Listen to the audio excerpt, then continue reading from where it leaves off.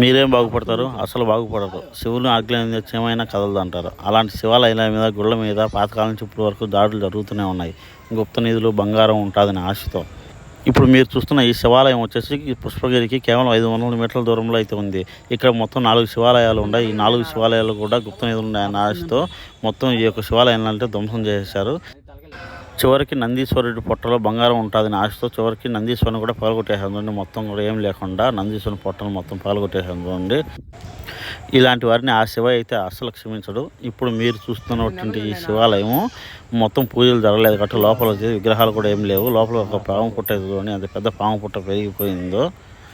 ఎందుకంటే ఇప్పుడు పాడుపోయిపోయినాయి కాబట్టి గుళ్ళన్నీ కూడా మొత్తం పాము పుట్టలు పెరిగి పాములు, ఈ యొక్క గబ్బిలాలు మొత్తం అయితే ఉన్నాయి. ఇలాంటి పురాతనమైన గుళ్ళు మనం ఖచ్చితంగా కాపాడుకోవాల్సిన పరిస్థితి అయితే ఉంది.